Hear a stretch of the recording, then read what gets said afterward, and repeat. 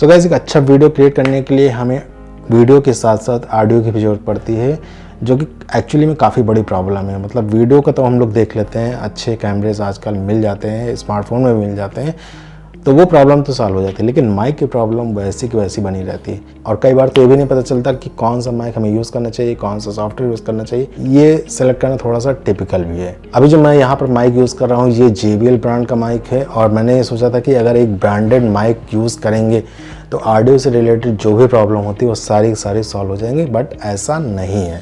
सबसे पहली चीज़ तो भाई, ये JBL का जो माइक है ये वायर्ड माइक है। लेंथ तो इस वायर की काफ़ी ज़्यादा है और ठीक ठाक डिस्टेंस पे आप वीडियो शूट कर सकते हैं, लेकिन इसका वायर जो है वो टेंगल फ्री नहीं है।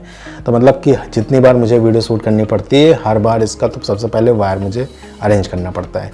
और दूसरी प्रॉब्लम और सबसे बड़ी प्रॉब्लम ये है कि भाई वीडियो शूट करते समय होना चाहिए बिल्कुल साइलेंट माहौल।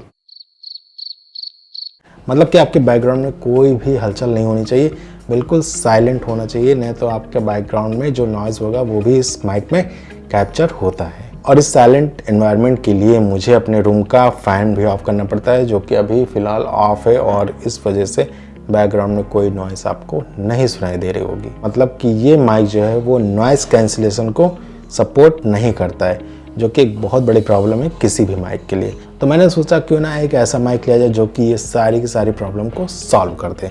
सो गाइस, यहाँ पर मेरे पास है ऑडियो ब्रांड का AMW16 मॉडल का ये वाला माइक, और ये माइक आपको क्यों बाय करना चाहिए बात करेंगे इसी माइक पर आज की इस वीडियो में।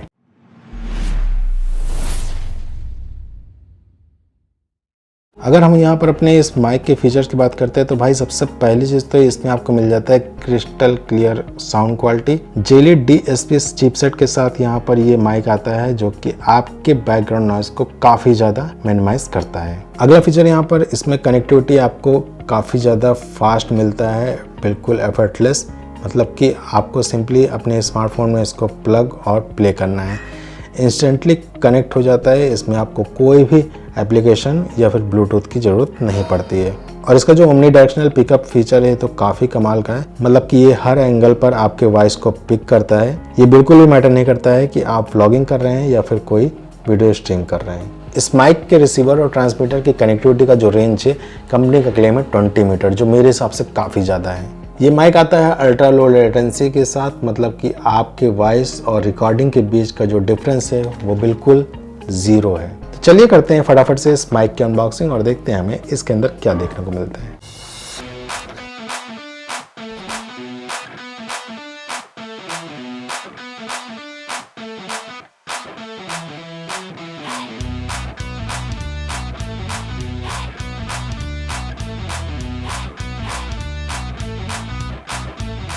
तो कुल मिलाकर के बॉक्स के अंदर में कुछ ये सारी चीज़ें देखने को मिलती है। इसमें से हमारा मेन ये अपना माइक हो गया, इसके साथ हमें मिलता है ये केबल, और दो यहाँ पर हमें कनेक्टर मिलते हैं जिसका अलग अलग सिचुएशन में हमें यूज़ करना पड़ेगा, और कुछ ये पेपर्स हैं जो कि ऑडियो एरे की तरफ से हमें मिलते हैं। इस बॉक्स के अंदर हमें ये एसेसरीज सारी मिलती हैं। फाइनली आते हैं अपने इस माइक के केस की ओर। तो काफ़ी ज़्यादा पोर्टेबल और छोटा सा है, और इसको ईज़िली आप कैरी कर सकते हैं, यहाँ तक कि आपकी पॉकेट पे भी इजीली आ जाएगा। केस को ओपन करने पर हमें मिलता है एक रिसीवर। यहाँ इस रिसीवर पर आपको वायरलेस लिखा हुआ मिल जाता है। इस जगह पर आपको एक LED लाइट मिलती है जो कि ग्रीन कलर की ब्लिंक होती है जब आपका माइक कनेक्ट होता है। इस साइड यहाँ पर Type-C पोर्ट दिया गया है, तो इसका यूज़ होता है आप सेम टाइम में अपने स्मार्टफोन को चार्ज भी कर सकते हैं और अपनी वॉइस रिकॉर्डिंग भी कर सकते हैं। माइक का जो ये रिसीवर है ये Type-C पोर्ट के साथ आता है, तो मतलब ये आपके एंड्रॉयड डिवाइसेस में ईज़िली सपोर्ट करेगा। अगर आपको ये माइक आईफोन में यूज़ करना है तो आपको ये वाला कनेक्टर यूज़ करना पड़ेगा, जो कि आईफोन के पोर्ट के साथ यहाँ पर Type-C का पोर्ट दिया गया है। अब आते हैं अपने ट्रांसमीटर की ओर। तो ये जो मैंने वेरिएंट बाई किया हुआ है सिंगल ट्रांसमीटर के साथ आता है। यहाँ पर इस ट्रांसमीटर में आपको फ्रंट साइड में कुछ साइन देखने को मिलते हैं।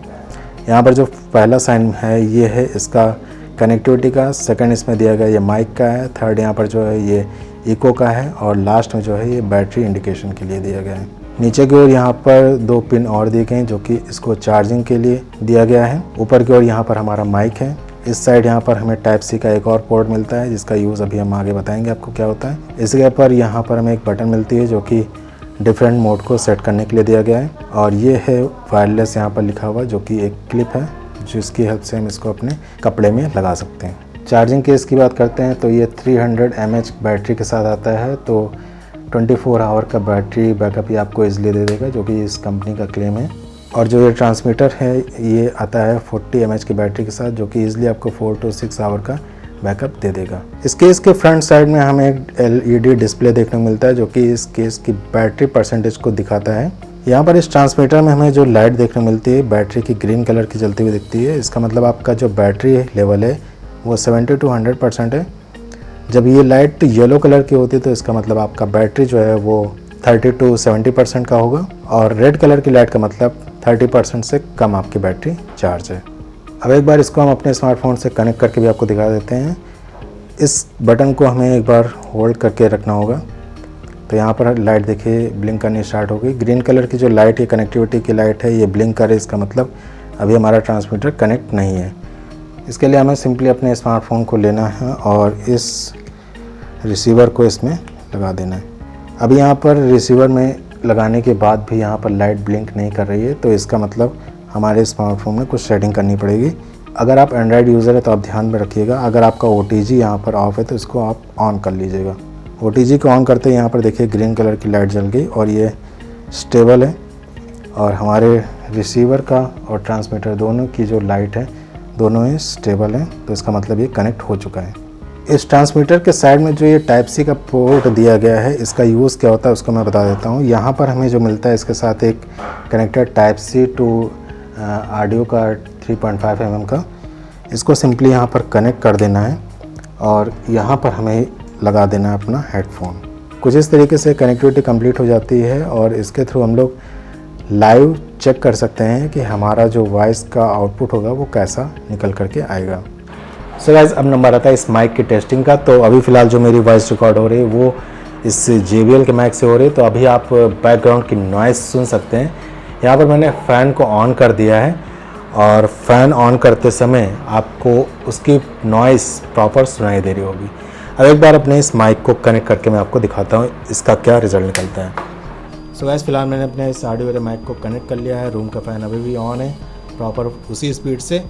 यहाँ पर माइक में आप देख रहे हैं ब्लू कलर की लाइट जल रही है, तो इसका मतलब इसका जो ANC फीचर है वो भी ऑफ है। तो NC फीचर ऑफ होने पर क्या इसमें रिज़ल्ट निकल रहा है वो भी आपको आइडिया हो रहा होगा।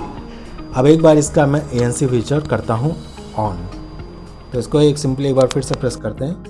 ग्रीन कलर की लाइट जल गई है, इसका मतलब इसका ANC फीचर ऑन हो गया है। और इस टाइम क्या इसका आउटपुट निकल रहा है वो आप देख सकते हैं। बैकग्राउंड नॉइस आपको कैसा फील हो रहा है बिल्कुल क्लियर समझ में आ रहा है। और यहाँ पर आप कंपेयर भी कर सकते हैं मेरे JBL वाले माइक को इस ऑडियो एरे के माइक से।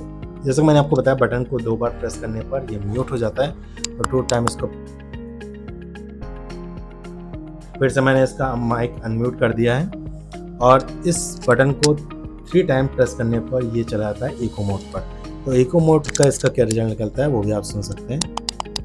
Hello hello, mic testing 1 2 3 1 2 3। So guys, यहाँ पर इको मोड यहाँ पर ऑन हो चुका है और वॉइस इसकी अभी आप सुन रहे होंगे इको मोड वाली।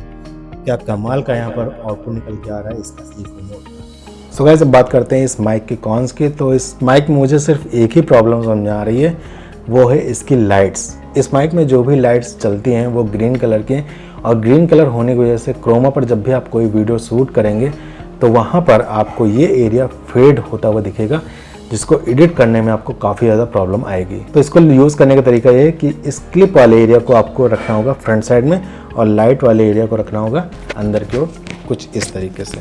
अब अगर इस माइक की प्राइस की बात करते हैं तो इसको देख करके एक्चुअली मैंने बाई किया हुआ था। इसका जो MRP रेट है वो 7,999 रुपीज़ है। अब ये आपको ईजिली अमेज़ॉन पर मिल जाएगा 1,600 रुपीज़ से लेकर के 1,800 रुपीज़ तक। और अगर आप इसको इसकी ऑफिशियल साइट ऑडियो एरे की साइट से जाकर बाई करेंगे तो आपको 1,400 की रेंज में भी मिल जाएगा। मैंने फ़िलहाल इस माइक को जब बाई किया हुआ था तो ये मुझे ईजिली 1,440 रुपीज़ तक मिल गया था, और मैंने इसको बाई किया था ऑडियो एरे की ऑफिशियल साइट से। तो आप भी वहाँ से जाकर के इसको बाई कर सकते हैं। इसको बाई करने का लिंक आपको डिस्क्रिप्शन में ज़रूर मैं दे दूँगा, वहाँ से आप इसको जाकर के ईजिली बाई कर सकते हैं। और जैसे कि मैंने आपको बताया, इस माइक का आपको एक वेरिएंट और मिलता है जो कि डुअल ट्रांसमीटर के साथ आता है। तो अगर आप पॉडकास्ट जैसी वीडियो बनाते हैं या फिर किसी का इंटरव्यू लेते हैं तो उस जगह पर आपको डुअल ट्रांसमीटर की ज़रूरत पड़ेगी, तो आप उस वेरिएंट की ओर ज़रूर जाइएगा। वो माइक आपको 2500 रुपीज़ तक ऑनलाइन मिल जाएगा, अमेजोन पर भी मिल जाएगा और इनके ऑफिशियल साइट पर भी मिल जाएगा।